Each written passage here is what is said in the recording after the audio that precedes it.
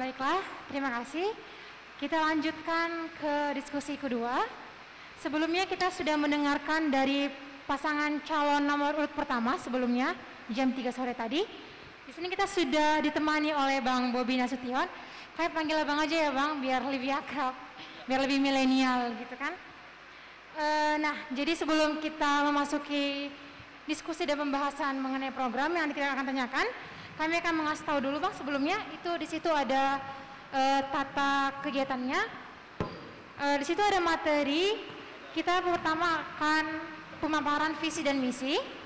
Lalu yang kedua dilanjutkan langsung oleh rencana strategi pasangan yang terarah dalam bidang ekonomi, pendidikan dan juga kesehatan. Nah, setelah sesi kedua ini langsung dibuka oleh diskusi dari audiens, tanggapan ataupun pertanyaan. Lalu kita masuk ke nomor 3, program dalam mewujudkan kerukunan di Kota Medan.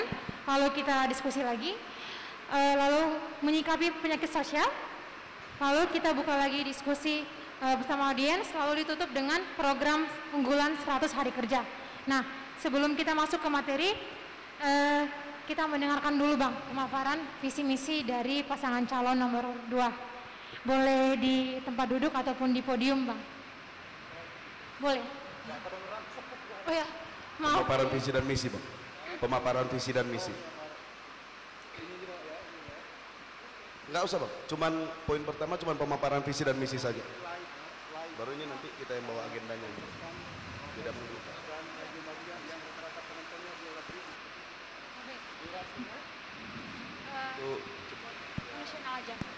Baiklah, kami mengingatkan kembali bahwasannya kita tetap terhubung oleh audiens yang dari online. Kita di sini terhubung oleh Radio Maria dan juga channel Komsoskam yang penontonnya sudah melebihi dari puluhan ribu penonton begitu. Jadi kita tetap terhubung walaupun kita di sini lebih sedikit karena baik juga untuk membatasi social distancing begitu. Terima kasih. Baiklah, kita lanjut ke visi dan misi. Ya, kami silakan Bang.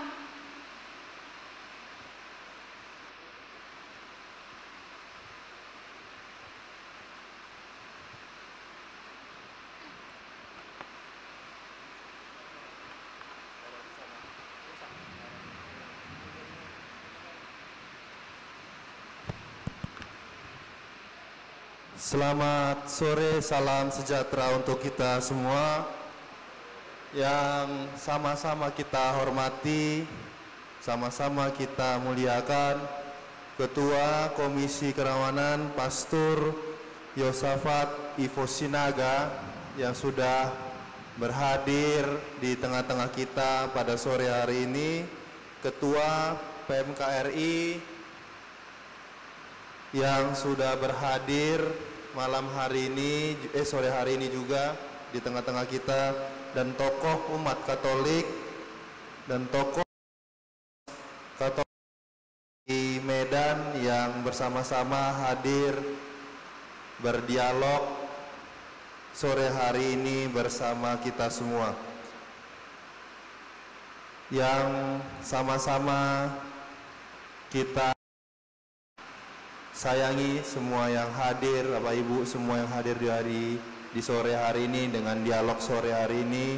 Izinkan saya memperkenalkan diri terlebih dahulu sebelum menyampaikan visi misi ataupun program yang akan kami bawakan yang mudah-mudahan terpilih menjadi wali kota dan wakil wali kota Medan 2021-2024. Nama lengkap saya Muhammad Bobi Afif Nasution. Saya berpasangan dengan Abangda Aulia Rahman.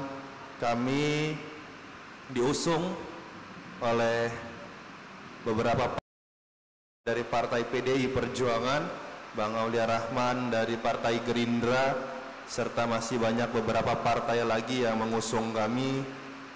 Begitu banyak, sebelum ini juga begitu banyak dukungan yang diberikan kepada kami, begitu banyak doa yang diberikan kepada kami. Kami tahu, kami paham bisa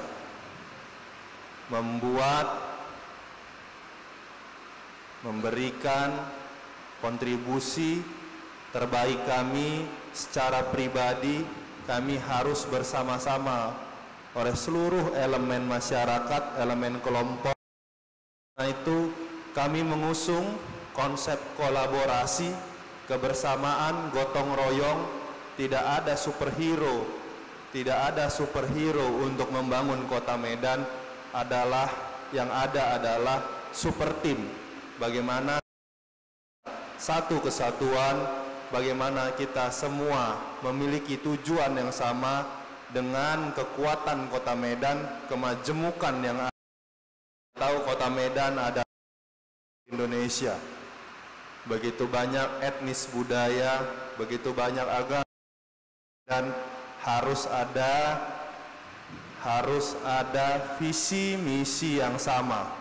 Visi misi yang sama kita lihat hari ini semua berkeinginan Medan berubah, Medan berbenah, keluar dari zona-zona aman, keluar dari pengalaman-pengalaman buruknya. Bagaimana Medan hari ini, kita tahu Medan di tahun 2020 ini ada harapan. Medan 2020 ini harus punya cahaya baru. Bagaimana bangun sebuah kota yang kami inginkan hanyalah dari dua sisi pembangunan. Inilah yang akan masuk ke visi misi kami, hanya dari dua sisi pembangunan. Pembangunan manusia dan pembangunan infrastruktur. Pembangunan sumber daya manusia, kita tak boleh terlepas dari kesejahteraan masyarakat dan rakyat kota Medan. Bagaimana memenuhi kesejahteraan itu, kita harus berbicara dulu tentang kebutuhan-kebutuhan dasar masyarakat kota Medan. Bagaimana fasilitas atau bagaimana fasilitas kesehatan masyarakat kota Medan benar bisa sampai ke masyarakat yang paling bawah. Bagaimana jaminan kesehatan, kemudahan kesehatan, biayaan yang harusnya untuk masyarakat yang kurang bisa diperintah kota Medan, karena memang itulah undang-undangkan. Bagaimana masyarakat kurang mampu harus ditanggung kota Medan melalui BPJS yang hari ini harusnya BPJS kelas 3 kita sudah bisa gratis.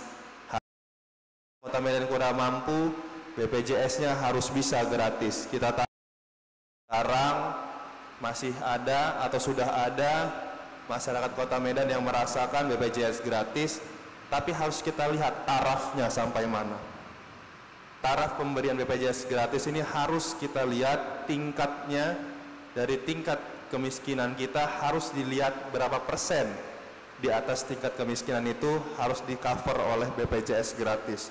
Begitu juga dari sisi pelayanan, kita sering melihat bagaimana pelayanan kesehatan kita, rumah sakit, apalagi khususnya yang menggunakan BPJS, perlakuannya, fasilitasnya, kadang-kadang beberapa masyarakat ada datang jam 9 pagi, nanti di atas jam 6 sore baru dilayani. Ini bukan hal yang baru, bukan di beberapa titik, tapi di hampir semuanya. Inilah yang harus kita perbaiki, fasilitas kesehatan di rumah sakit, puskesmas. Kita punya puskesmas, ini harus dioptimalkan. Bukan hanya seonggok bangunan yang nggak tahu kita apa fungsinya, yang tidak mau orang datang. Ini harus ada kriteria, ada klaster-klaster yang dibentuk untuk agar tahu bagaimana puskesmas ini bisa difungsikan dan dioptimalkan. Begitu juga dengan tingkat pendidikan. Pendidikan kita sudah berapa kali mengalami pilkada. Pendidikan kita ini harusnya menciptakan sebuah karakter, harusnya menciptakan sebuah karakter anak Medan yang bukan pada ditentukan. Sering sekali kita lihat pada saat pemilihan-pemilihan karakter sebuah kota ditentukan, karakter anak-anak kita ditentukan. Contoh, anak-anak Medan kita ditentukan, karakter anak Medan harus keras, karakter anak Medan harus teriak-teriak. Apakah seperti itu penentuan karakter seorang masyarakat? Apakah ditentukan pada 5 tahun sekali pada saat pilkada? Bukan. Karakter harus ditentukan melalui pendidikan dari dini, dari kecil sampai tingkat universitas. Apa yang mau dibawa? Apa landasannya? Landasan apa yang harus dibawa? Landasan apa yang menjadikan poin utama anak Medan? Yang ingin kami sampaikan, yang ingin kami bawa, saya dan Bang Aulia Rahman ingin sekali menjadikan landasan pendidikan Kota Medan, karakter anak-anak Medan sesuai kerukunan kita, sesuai kemajemukan kita. Kita sangat ingin sekali karakter anak-anak Medan kita berlandaskan ilmu agama. Ini harus ditekankan. Kita selalu menekankan bagaimana setiap pemilihan, setiap pemilu, pilkada tidak boleh adanya namanya permainan identitas. Selama kampanye, identitas tidak boleh dilakukan. Kampanye identitas, permainan identitas, agama tidak boleh dilakukan. Ini akan melemahkan kekuatan kita. Kekuatan kita ini kemajemukan, begitu banyak kita harusnya, yang saya sampaikan dan selalu ingin saya sampaikan, penggunaan hal-hal seperti ini, penggunaan identitas boleh dilakukan nanti setelah terpilih. Kalau pas mau pemilihan nggak boleh, setelah terpilih boleh. Biar kita lihat bagaimana umat Kristiani menjadi Kristiani yang baik, umat Islam menjadi umat Islam yang baik, umat Katolik menjadi yang baik, menjadi yang umat Buddha menjadi Buddha. Harus dilakukan mulai dari pendidikan, pengoptimalan rumah ibadah tidak hanya menjadi tempat ibadah, pembentukan karakter serta tempat perputaran ekonomi. Ini harus kita pikirkan ke depannya, bagaimana pengoptimalan rumah ibadah harus bisa menjadi penggerak atau menjadi solusi permasalahan COVID-19. Permasalahan kesehatan kita sudah tahu pasti. Permasalahan berikut muncul adalah masalah ekonomi. Rumah ibadah harus bisa menjadi solusinya. Rumah ibadah harus bisa menjadi solusinya. Bagaimana koperasi rumah ibadah harus kita terapkan. Harus kita terapkan. Perputaran ekonomi menjadikan rumah ibadah mandiri, ini harus kita terapkan. Semuanya harus kita terapkan. Bayangkan kita bersatu padu dengan berkolaborasi antara pemerintah Kota Medan dengan rumah ibadah yang ada untuk membentuk suatu perekonomian. Bagaimana dalam satu lingkungan ada beberapa rumah ibadah kita jadikan pusat perekonomian. Pelan demi pelan akan menjadikan lingkungan tersebut perekonomian yang meningkat hingga ke kelurahan. Dari kelurahan juga ada rumah ibadah, pelan demi pelan akan meningkatkan perekonomian kelurahan tersebut, tingkat kecamatan juga begitu, dan akhirnya seluruh Kota Medan bisa meningkatkan perekonomiannya. Inilah cita-cita kita, inilah hal-hal harapan kita, dan inilah juga dari sisi pembangunan fisik. Dari sisi pembangunan fisik, ini juga bisa menjadi salah satu solusi. Bisa jadi salah satu solusi kolaborasi. Selain penanggulangan banjir secara saluran primer dan saluran sekunder, yang saya sampaikan di depan tadi, harus berkolaborasi. Bagaimana pemerintah Kota Medan bisa berkolaborasi dengan rumah ibadah? Berapa jumlah rumah ibadah di Kota Medan? Kalau semua rumah ibadah bisa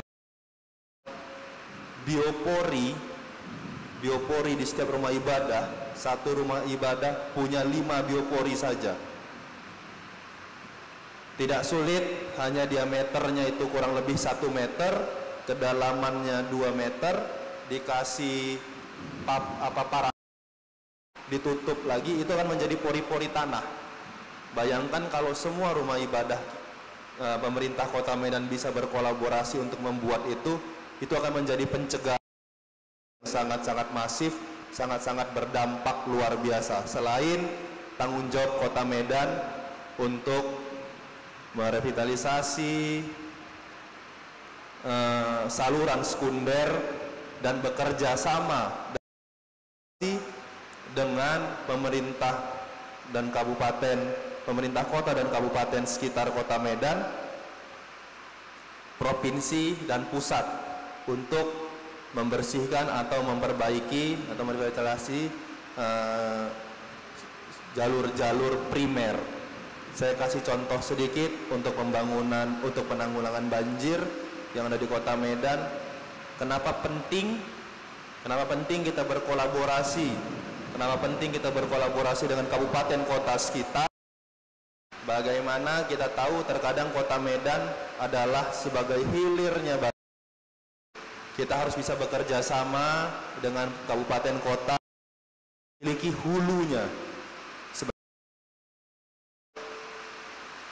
Di Jakarta untuk menanggulangi banjirnya bekerja sama dengan kabupaten dan kota Bogor untuk membuat sumur di Kota Bogor. Kota Bogor dijadikan sumur resapan untuk menanggulangi banjir di Jakarta. Medan juga harus bisa seperti itu. Kita lihat nanti dari hulunya di kabupaten atau kota harus bisa bekerja sama untuk membuat suatu pencegahan itu turun sampai ke Kota Medan. Ini yang harus dilakukan, harus ada kolaborasi, tidak bisa sendiri. Nah, ini salah satu solusi untuk yang ada atau solusi banjir melalui luapan sungai. Ada dua masalah banjir di Kota Medan, dan yang berikutnya adalah banjir rob. Bagaimana banjir rob yang ada di Medan itu luapan dari laut. Saya bilang solusinya juga ada dua, bukan karena saya nomor 2, tapi solusinya ada 2. Yang pertama adalah memang fisik, dan yang kedua karena banjir ada, saya bilang kejadian alam, harus bisa juga dengan alam.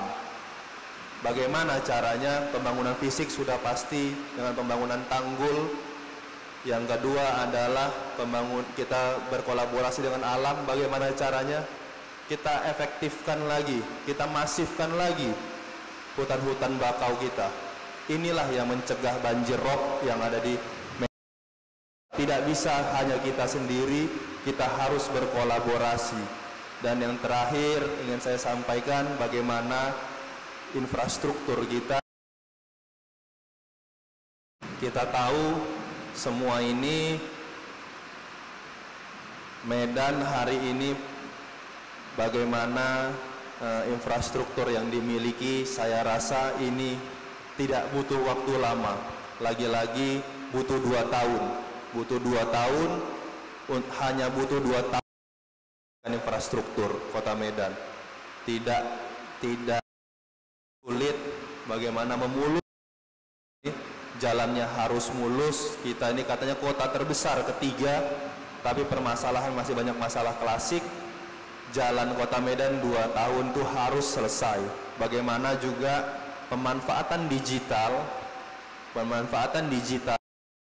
infrastruktur Kota Medan kita lihat sampai saat ini sangat minim sekali. CCTV saya rasa menjadi salah satu hal yang langka di Kota Medan.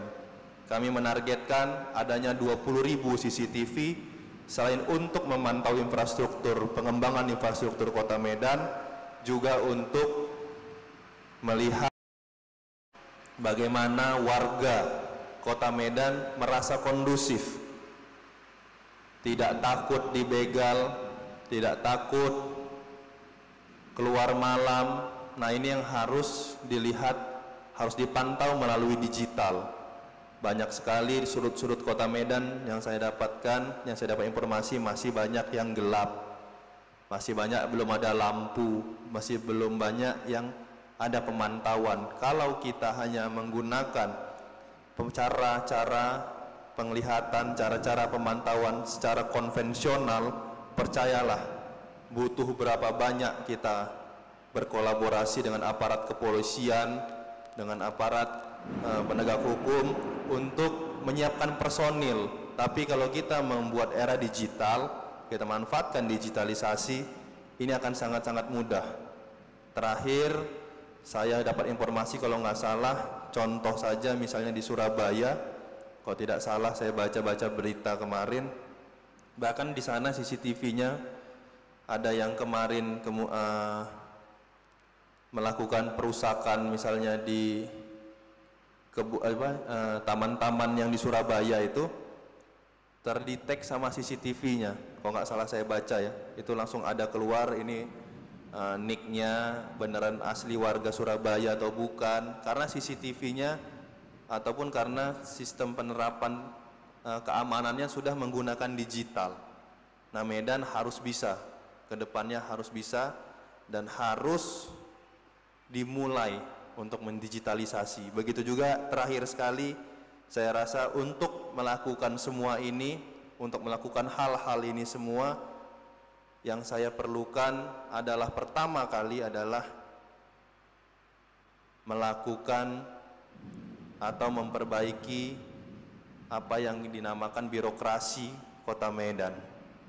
Birokrasi Kota Medan harus benar-benar kita perbaiki. Saya selalu menceritakan atau mengibaratkan kita 3 kali memilih kepala daerah, 3-tiganya kita selalu merasakan atau kita selalu melihat belum pernah selesai. Nah, ini harus kita lihat juga, bukan saya membela mereka, tapi harus kita lihat, kita ibaratkan dalam satu kelas ada 10 anak, kalau 2 anak yang nggak lulus, mungkin salah anaknya. Tapi kalau dalam satu kelas ada 10 murid, 10-10-nya tidak lulus, mungkin salah guru atau salah sistemnya. Begini juga mungkin yang terjadi di Kota Medan. 3 kali kita pemilihan langsung. 2004 kita mulai pemilihan langsung, 2005 Kota Medan langsung ikut serta dalam pemilihan langsung, dipilih oleh masyarakat 3 kali, 2005, 10, 15 kita melakukan pemilihan langsung dan 3-tiganya belum selesai. Mungkin ada salah sistem, mungkin ada yang salah. Oleh karena itu sistem yang harus dirubah adalah sistem birokrasinya. Birokrasi yang transparan harus dilakukan, birokrasi yang profesional harus dilakukan. Merit system akan kami terapkan di birokrasi Kota Medan. Penempatan ASN ke depannya harus melihat yang namanya profesionalitas tanpa melihat suku, budaya, agama, dan yang paling penting tidak melihat sumbangannya. Mungkin itu saja yang bisa saya sampaikan. Terima kasih. Selamat malam. Salam sejahtera untuk kita semua. Ayo kita berikan aplaus yang meriah kepada calon wali kota nomor urut 2, Bang Bobi dan Aulia Rahman. Oke Bang, begitu banyak visi dan misi yang sudah dipaparkan. Jadi ada beberapa materi juga yang ingin kami pertanyakan kepada Abang. Yang pertama itu rencana strategis pasangan yang terarah dalam bidang ekonomi, pendidikan dan kesehatan.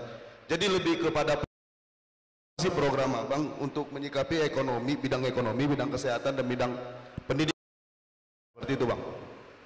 Ya, kalau di ekonomi kita lihat sekarang Bang, ekonomi yang harus kita lihat, yang harus kita sentuh pertama kali dalam kondisi COVID-19, harus yang paling terpukul atau yang paling kena dampak dari COVID-19 ini. Kenapa ditekankan untuk melakukan perbaikan? Karena kita tahu sendiri bagaimana teman-teman kita yang paling terkena dampak adalah teman-teman UMKM. UMKM kita tahu bagaimana sebelum atau setelah adanya COVID, biasanya mereka jualannya masih jualan harian, Bang. Kalau hari ini jualan, ada laku, mereka bisa menafkahi keluarganya. Tapi masih banyak pelaku-pelaku UMKM kita, kalau hari ini tidak jualan, kemungkinan hari ini atau besok dia nggak bisa menafkahi keluarganya. Oleh karena itu, program strategis kita di bidang perekonomian adalah membantu atau melakukan lagi di sisi UMKM, bantuan UMKM, pelatihan, pemberian bantuan alat-alat usaha sampai bantuan langsung. Nah, inilah yang harus dilakukan untuk bidang perekonomian di tingkat UMKM. Tapi sebelum itu, yang harus pertama kali dilakukan adalah pendataan, Bang. Pendataan. Medan belum pernah mendata. Medan belum pernah ada data tentang UMKM yang baik, belum ada. Belum ada pendataan apakah benar ini sektor utamanya di kuliner, UMKM paling besarnya di kuliner, transaksi paling besarnya di kuliner, trafficnya paling besar di kuliner. Benar nggak? Soalnya Medan katanya cuma ada 2 saja rasanya, enak sama enak sekali gitu, Bang ya. Tapi kita harus lihat traffic dari UMKM-nya, harus kita lihat. Nah, sampai bisa menjadikan UMKM kita ini menjadi suatu produk yang kualitasnya baik, secara mungkin kalau makanan tadi enak, higienis, dan yang kemudian itu adalah bisa menjual. Apa bisa menjual ini? Packagingnya, Bang. Banyak sekali teman-teman UMKM kita ini produknya bagus, kualitasnya baik, tapi secara packaging mungkin ala kadarnya. Nah, ini yang sangat-sangat dibutuhkan.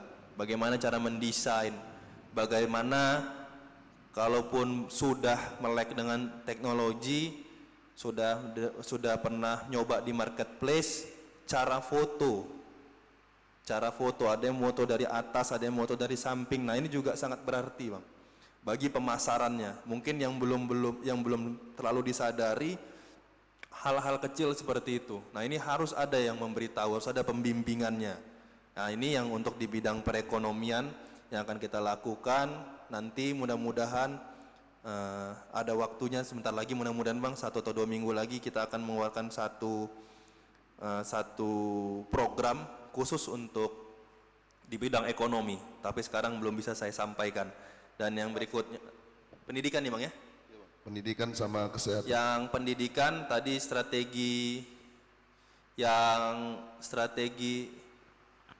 rancangan strateginya, Bang ya, yang akan kita lakukan. Jadi untuk seperti program Abang lah untuk dunia pendidikan ini kan, sama kayak tadi yang Abang bilang, pendidikan Medan yang berkarakter ini yang bagaimana kan itu, Bang kan? Apa yang bisa kita perbuat ke depannya? Apa programnya seperti itu, Bang? Apakah sumber daya pengajarnya yang diperbaiki atau bagaimana seperti itu, Bang? Semuanya, Bang. Semuanya harus diperbaiki, mulai dari tenaga pendidik sampai muridnya. Kita tahu sekarang guru-guru kita masih banyak sekali. Kok saya lihat-lihat jumlah guru honorernya banyak sekali.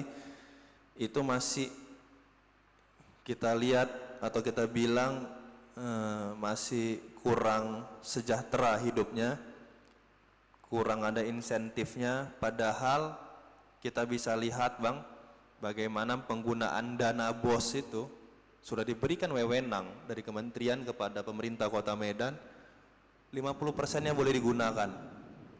Nah, ini harus kita hitung berapa jumlah guru honorernya, berapa jumlah muridnya, nanti harus bisa dipastikan untuk menggunakan 50% dana BOS untuk kesejahteraan. Nah, ini untuk dari sisi kesejahteraannya. Dan yang lain, Bang, pendidikan yang saya bilang tadi, karakter, itu adalah kita tahu sekarang di masa-masa sekarang, masa pandemi ini, bagaimana pendidikan ini bukan hanya nilai-nilai mata pelajaran, sebenarnya yang kita kejar, tapi ada nilai-nilai yang harusnya nggak bisa kita dapatkan ketika ini belajar secara tidak tatap muka. Nah, ini yang harus kita edukasi juga, bagaimana tenaga pengajar kita, bagaimana murid-murid kita itu nanti bisa beradaptasi. Kalau memang cara belajar kita ini kita belum tahu sampai kapan, nah ini harus ada pengadaptasian, Bang. Bagaimana adaptasi, bagaimana seorang ibu di rumah, orang tua kita di rumah, mungkin tidak harus terlalu dipaksa untuk mengajarkan anaknya tentang pelajaran-pelajaran tertentu, tapi hanya bagaimana dia mengajarkan dengan anak-anak karakter. Nah, ini secara informalnya juga harus ada sekarang, Bang, di tingkat sampai tingkat lingkungan. Di tingkat lingkungan, tempat-tempat kita berekspresi. Ini saya berapa kali turun ke masyarakat, langsung ke lingkungan-lingkungan, nggak ada ruang-ruang tempat bermainnya anak-anak, berkumpulnya para remaja-remaja kita ini, menjadikan satu tempat, di situ ada tempat olahraganya, tempat taman bacanya, tempat kumpul-kumpul. Kalau sekarang main game itu bukan hanya negatif, sekarang karena sudah ada e-sportnya, Bang, ya, sudah ada olahraganya juga, ini nggak ada tempat-tempatnya. Ruang-ruang terbuka itu sangat minim di Kota Medan. Bahkan yang tadi saya sampaikan, digitalisasi masalah wifi saja menjadi salah satu hal yang langka di kota terbesar ketiga katanya di Indonesia. Nah, inilah, Bang, yang harusnya di pendidikan ini bisa kita terapkan ke depannya. Kesehatan, yang terakhir di sini kesehatan, itu yang saya sampaikan tadi, bagaimana masyarakat Kota Medan ini bisa mendapatkan pelayanan kesehatan, mulai dari pembiayaannya tadi, Bang, BPJS harus gratis, kelas 3 harus gratis kelas 3 BPJS, dan pelayanan di rumah sakit itu harus baik, nggak ada lagi yang ngantri-ngantri ataupun pelayanannya. Saya sempat kemarin berbicara tentang pelayanan di Kota Medan ini, yang saya sampaikan adalah memanusiakan manusia, tapi agak sedikit kena bully juga, Bang. Kenapa saya sampaikan seperti itu? Kadang-kadang itu saya nanya, setelah saya bicara seperti itu, saya datang ke satu titik, kenapa Bapak ngomong kayak gitu, katanya. Loh, sekarang kita lihat bagaimana yang megang kartu BPJS datang ke rumah sakit, jangankan mau dirawat, ngejawabnya aja udah macam ngejawab sama musuh. Udah ketusnya udah luar biasa. Nah, inilah bagaimana coba kita sesama manusia menghargai, kita sesama manusia memahami derita ketika ada pasien datang membawa keluarganya dalam kondisi sakit. Kalau kita tidak menganggap atau kalau kita tidak menggunakan perasaan manusia kita untuk melayaninya, ya kita pasti abai. Ya sudah, nanti yang penting nanti datang dulu, yang bayarnya pakai cash langsung, itu duluan dilayani. Nggak boleh. Nah, inilah yang harus, makanya saya bilang pelayanan di Kota Medan ini harus betul-betul diperbaiki pelayanannya. Mungkin itu, Bang. Oke, Bang. Iya, terima kasih, Bang. Jadi kita langsung minta tanggapan dari audiens saja seperti itu, Bang, kan, atau ada tanggapan.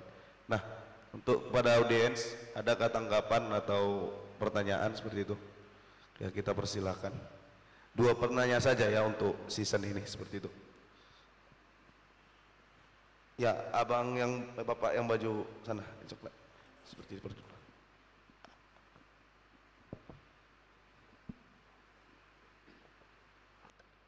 Baik, terima kasih pada moderator. Saya B.E. Dabuke dari Tanjung Selamat, Medan. Terima kasih Bang Bobi yang sudah datang walaupun terlambat. Kami setia menunggu dari tadi. Saya tertarik ungkapan program atau visi misi tadi untuk Medan berkarakter. Karakter tidak bisa diajarkan, tapi karakter lebih baik ditularkan. Maka supaya Medan berkarakter, pertama sekali yang berkarakter harus pemimpinnya. Tadi abang ungkap bahwa 3 kali berturut-turut, mungkin abang segan mengatakan bahwa wali kota 3 kali berturut-turut masuk penjara atau bermasalah, bukan soal sistem, ya itu fakta begitu ya. Nah maka bagaimana mungkin masyarakat berkarakter kalau juga pemimpinnya tidak berkarakter? Nah maka untuk Bang Bobi, garansi apa yang kira-kira bisa abang nyatakan saat ini untuk tidak menjadi, kalau menang nanti, untuk tidak menjadi wali kota yang keempat yang bermasalah untuk korupsi gitu ya, yang terkait masalah korupsi? Artinya apa? Adakah suatu statement yang bisa abang sampaikan pada saat ini sebagai garansi bahwa abang kalau terpilih tidak menjadi wali kota yang keempat yang berturut-turut untuk masuk penjara? Itu yang paling penting supaya berkarakter kota Medan ini.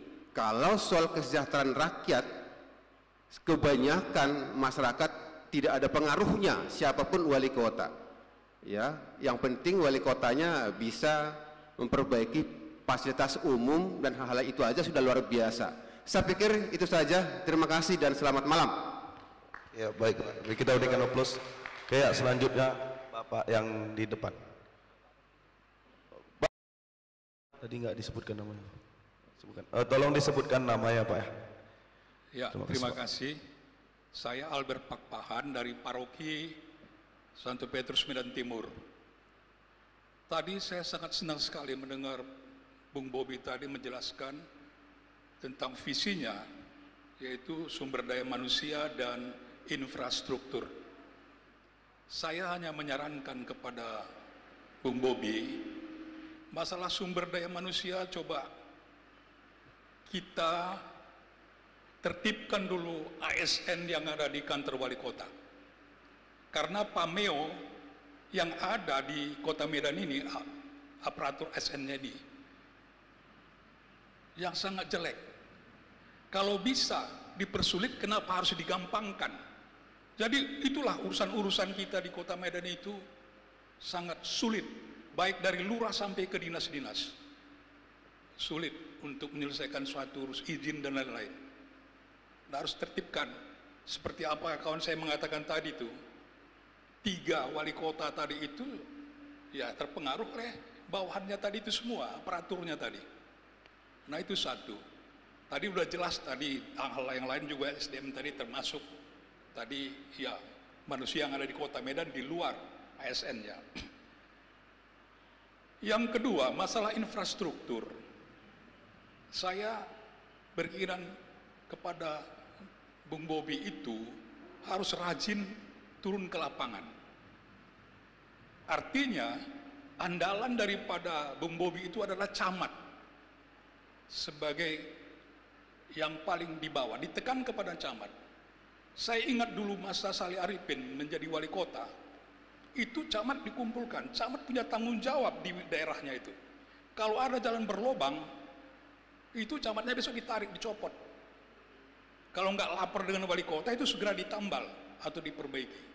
Termasuk seperti yang tadi Bung Bobi katakan soal riol. Dan banyak yang tidak mengerti camat-camat itu, tapi diberi pengertian yang mana paret primer, yang mana sekunder, yang mana tertier. Ya di Medan ini pernah ada Medan Urban Development, tapi amburadul semua, maka sering banjir. Ya. Nah ini yang perlu, camatnya itu dicopot, harus tahu dia di mana parit-parit yang begini. Kalau enggak copot dia camatnya itu, karena paling tahu dia. Itu saran saya. Terima kasih Pak Bobi. Baik, terima kasih pertanyaannya. Kita berikan waktu untuk menjawab atau langsung bisa dijawab langsung Bang? Langsung aja Bang. Langsung Baik, saja silakan. dijawab Bang. Itu pertanyaan pertama dari Bapak itu, dianya garansi apa atau statement apa untuk tidak menjadi wali kota keempat yang tidak tersangkut kasus korupsi. Jadi ini lebih penegasan sebenarnya Bang. Baru poin dari Pak Papahan tadi Bang, itu dari tentang SDM-nya. coba ditertibkanlah ASN di kantor wali kota seperti itu Pak ya. Baru infrastrukturnya melibatkan camat sebagai pengawas dan pelaksanaan untuk peningkatan infrastruktur seperti itu Bang. Mohon jawaban tanggapannya Bang. Ya, terima kasih. Yang saya tanggapi dari Pak Pahan dulu tentang penertiban sumber daya manusia atau SDM yang ada di Pemko. Itu saya katakan tadi Pak, untuk kita merubah atau untuk kita menertibkan, tentunya penertiban itu ada yang lama dan ada yang baru. Maksudnya bagaimana kita menertibkan, kita tahu dulu yang lama seperti apa dan yang baru ingin kita tertibkan atau ingin kita ganti seperti apa. Nah, inilah yang harus kita buat ke depannya. Yang tadi saya katakan, yang lama ini dengan sumber daya manusia yang sekarang kondisinya akan kita tertibkan menjadi sesuatu yang sumber daya manusia yang baru. Caranya adalah tadi Pak, kita ingin menggunakan digitalisasi, keterbukaan, bagaimana mereka ini dipantau dengan dipantau langsung oleh masyarakat, dan sistemnya harus kita rubah secara besar-besaran.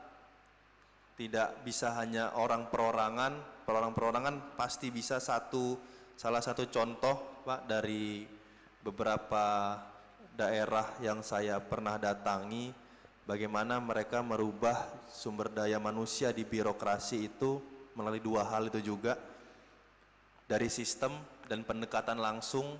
Pendekatan langsung maksudnya adalah ada dibuat 1 bulan sekali, itu 1 bulan sekali itu dikumpulkan ASN ini secara bergiliran, karena nggak mungkin serentak, mungkin semuanya bergiliran dikumpulkan, disentuh secara langsung melalui program-program dan kerjasama dan berkolaborasi dengan pihak tertentu, disentuh secara langsung. Nah, ini juga yang akan kita lakukan. Yang pertama kita buat adalah sistemnya Pak. Makanya tadi merit system akan kita terapkan. Selama ini mungkin Bapak sampaikan juga tadi tentang infrastruktur dan sumber daya manusia, nanti mungkin jadi satu kesatuan. Karena yang saya rasa yang Bapak bahas tadi adalah tentang sumber daya manusianya. Bagaimana sistemnya ini kita menggunakan sistem, ada merit system dan reward and punishment. Bapak sampaikan tadi contoh camat masalah jalan berlubang. Kita juga mungkin salah satu mencontohkan biasanya bagaimana pengurusan data diri, KTP, KK. Nah, ini di Kota Medan juga menjadi malah salah satu kartu yang masih berbayar. Saya rasa masih banyak yang harus bayar untuk mendapatkan KTP. Nah, contoh seperti itu ada reward and punishment. Misalnya dalam 1 hari, misalnya kita beri contoh saja, misalnya dalam 1 hari seorang camat tidak bisa memenuhi, misalnya 1 hari harus diberikan target, harus bisa mengeluarkan misalnya 10 KTP. Kalau di bawah itu dia mengeluarkan KTP, ada punishment-nya. Kalau di atas itu dia mengeluarkan KTP, ada reward-nya. Nah, ini di Medan belum ada. Belum ada penetapan standar kerja. Belum ada yang Bapak bilang tadi, bagaimana kalau jalan rusak di daerah kekuasaannya tadi, di camat tadi. Kalau jalan rusak itu bertahan berapa lama? Kalau misalnya bertahan dalam waktu 1 minggu, setelah dia melaporkan Pak ya, setelah dia melaporkan atau 1 minggu dia tidak ada melaporkan, dia yang kena punishment-nya.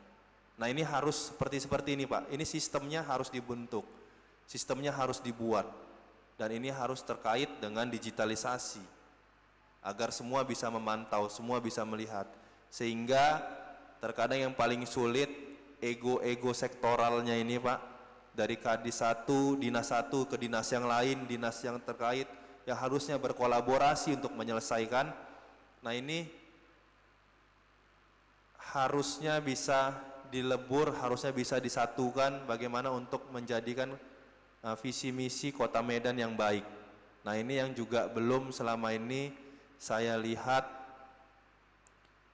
masih berjalan masing-masing, masih memiliki ego masing-masing.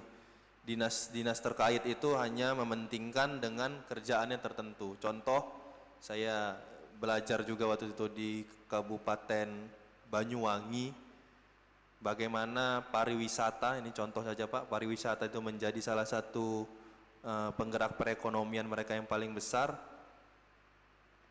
Dinas pariwisatanya itulah Pak nanti yang kurang lebih bisa menentukan. Dinas PU-nya nanti mau ngaspal di jalan mana.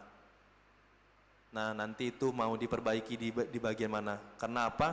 Karena yang di dinas pariwisatanya nanti tempat-tempat wisatanya dulu nih yang diperbaiki. Jalan-jalan menuju tempat pariwisata, jalan-jalan tempat yang ada festival, itulah nanti yang harus diperbaiki. Nah ini di Kota Medan belum bisa seperti itu, belum ada seperti itu. Hanya yang dia mau kerjakan misalnya untuk infrastruktur, memperbaiki jalan ya sudah. Perbaikan jalan yang mana didahulukan belum tahu prioritasnya. Apakah prioritas untuk kemasyarakatan, kenyamanan masyarakat karena jalan itu sudah terlalu lama rusak, atau diperbaiki jalannya yang tadi untuk menunjang pariwisata, tempat-tempat wisata kita harus diperbaiki dulu, atau yang diperbaiki adalah jalan-jalan menuju venue-venue olahraga, stadion-stadion atau segala macam. Nah, ini belum tahu, asal perbaiki saja jalan-jalannya, asal aspal saja. Nah, sehingga tidak tahu mana prioritasnya tadi. Betul juga sama yang itu semua terkaitan tadi sama yang dibilang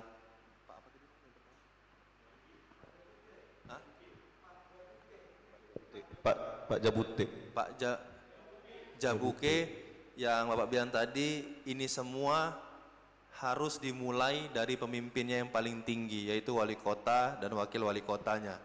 Komitmennya tadi, bagaimana perubahan ini bisa dilakukan, bagaimana semua sistem ini bisa dijalankan kalau karakter pemimpinnya ini harus teguh dulu. Karakter pemimpinnya lah yang nanti akan mencerminkan sampai ke bawah. Karakter pemimpinnya nanti akan ditiru sampai ke bawah nanti. Tapi sekarang Pak, kata-kata apa yang bisa menggaransi, saya bingung juga apa kata-kata kira-kira kata-kata mujarabnya yang bisa menggaransi. Tapi saya datang ke sini, umur saya 29 tahun, saat ini umur saya 29 tahun, kalau memang saya datang ke sini hanya untuk berkorupsi, saya datang ke sini hanya untuk mencari uang, saya rasa sama saja saya bunuh diri Pak. Umur saya masih 29 tahun, saya masih punya 2 anak, yang satu umurnya 2 tahun, yang satu umurnya 2 bulan, kalau hanya untuk berkorupsi di Kota Medan, saya rasa ini akan memalukan dan akan mencoret nama baik keluarga besar saya juga.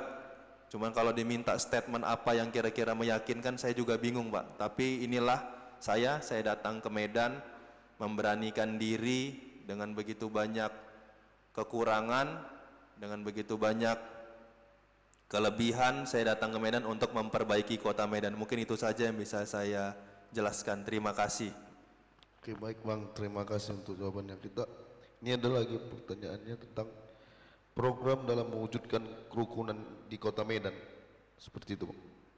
Jadi bagaimana program yang sudah Bang rancang untuk mewujudkan kerukunan dalam berumat beragama, dalam menjaga toleransi, serta dalam mewujudkan Kota Medan yang benar-benar beradab, seperti itu Bang. Karena kita paham betul kan, Medan ini atau Sumatera Utara itu disebut sebagai negeri 1001 ketua katanya.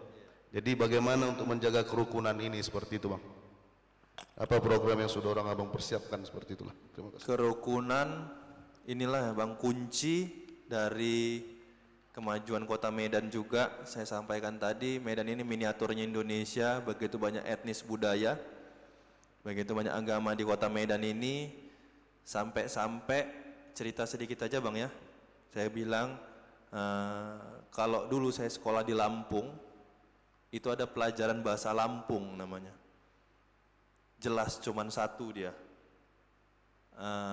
kebudayaan etnisnya. Tapi kalau kita lihat di Medan, kalau kita bilang ada pelajaran muatan lokalnya, etnis mana yang mau kita jadikan pelajaran? Banyak, begitu banyak. Oleh karena itu yang ingin kita jadikan adalah kebudayaan kota, budaya kota. Bagaimana kalau kita bicara tentang etnis, bukan hanya etnis Melayu yang bangga dengan Istana Maimunnya, bukan hanya mereka yang membangga-banggakan Maimun. Nah, bagaimana caranya? Ini adalah yang pertama sekali adalah yang kita dukung adalah tadi Bang, pariwisatanya. Bagaimana sebuah kota Medan ini bukan hanya misalnya pembangunan kota Medan, banyak sekali yang berbicara sama saya, memberi masukan nanti ketika melakukan pembangunan, contoh kasarnya saja Bang, mulai dari cat, mulai dari relip-relipnya, menandakan suatu etnis tertentu. Bukan seperti itu Kota Medan mendukung etnisnya. Misalnya nanti Kota Medan harus warna kuning atau hijau atau merah, bukan seperti itu. Tapi bagaimana Kota Medan bisa membangun peradaban di masing-masing. Misalnya tadi dengan kebudayaannya ada festival tiap tahun, bukan tiap tahun, harusnya kami sudah ngitung Bang. Bisa tiap bulan itu, tiap minggu itu ada festival. Misalnya tiap minggu ini festival dari Mandeling, minggu depan dari Toba, minggu depan dari Karo, minggu depan dari Melayu. Nah, ini bisa ada festivalnya sehingga nanti pada satu titik, pada satu waktu menjadi festival yang besar. Nah, ini harusnya bisa dilakukan Bang, kemarin-kemarin. Kenapa saya bilang kemarin-kemarin? Karena sekarang masa pandemi COVID, kita nggak bisa melakukan event-event besar lagi ke depannya.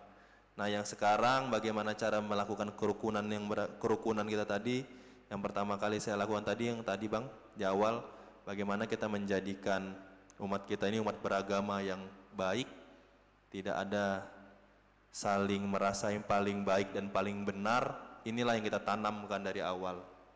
Bagaimana yang paling penting sekarang, hal yang simpel saja tapi belum dilakukan. Contoh kecilnya, hari-hari besar keagamaan. Itu pemerintah Kota Medan harusnya menjadi fasilitator. Sekarang boleh dilihat bagaimana hari-hari besar keagamaan kita itu belum difasilitasi oleh pemerintah Kota Medan. Harusnya semua difasilitasi, bukan hanya salah satu agama, tapi semua agama dalam hari-hari besarnya harus bisa melakukan, pemerintah Kota Medan harus bisa jadi fasilitatornya. Kenapa? Kenapa itu salah satu yang saya bilang mewujudkan kerukunan juga? Biar masyarakat paham. Ketika nanti tanggal 25 Desember itulah adalah harinya umat Kristiani dan kita semuanya harus menghargai itu. Begitu juga dengan nanti misalnya bulan 1 Ramadan, nah itu adalah bulannya umat Islam mulai berpuasa dan segala macam. Nah, itu harus juga umat yang lain juga harus paham. Bagaimana misalnya di bulan puasa tadi itu saya bilang, kenapa banyak toko-toko makanan yang jam bukanya dibatasi. Harus diberikan tahu dulu. Nah, ini jangan tiba-tiba langsung dilarang tapi tidak diberi edukasi, tidak diberi pemahaman ke teman-teman kita yang beragama non muslim. Nah, inilah kerukunan seperti ini yang harus pelan-pelan kita lakukan ke depannya. Itu Bang, mungkin. Terima kasih. Baik, terima kasih Bang. Mungkin kita bisa untuk penutup saja, ini ada 1 atau 2 pertanyaan saja untuk penutup. Hanya 2. Oh, izin kepada audiensi karena waktunya sudah mendadak habis itu, karena sudah mendesak juga waktunya. Saya rasa ini saja diskusi interaktif yang bisa kita adakan. Kita berikan applause yang meriah dulu untuk kita semua. Ya, selamat bertarung Bang di tanggal 9 Desember. Semoga mendapatkan hasil yang terbaik. Siapapun yang terpilih nantinya itu adalah pilihan rakyat, seperti itu Bang. Saya harapkan tetap menjaga pilkada yang damai, kondusif, dan tetap jujur, adil, seperti itu Bang. Terima kasih, itu saja. Saya kembalikan kepada MC. Terima kasih. Silakan kembali. Foto saja mungkin kepada Seperti Bang. Baiklah, terima kasih kami ucapkan kepada tim pasangan calon nomor 2.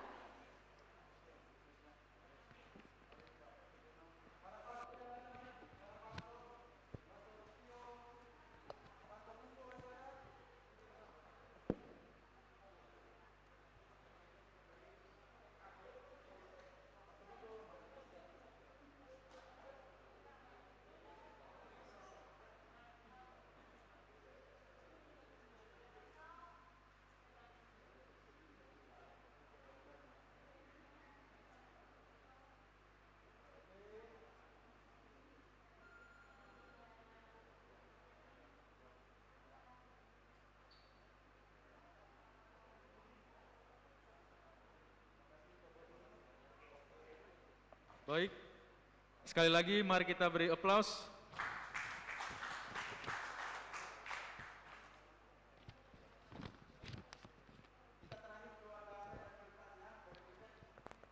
Terima kasih kami sampaikan kepada para pastor, Bapak Ibu, mahasiswa-mahasiswi, kelompok Cipayung, dan seluruh para undangan yang tidak bisa kami sebutkan atas kehadirannya dalam dialog interaktif di masa pandemi ini. Terima kasih juga kami sampaikan kepada Komsoskam dan Radio Maria yang sudah menayangkan secara live atau langsung untuk dialog interaktif kita pada hari ini.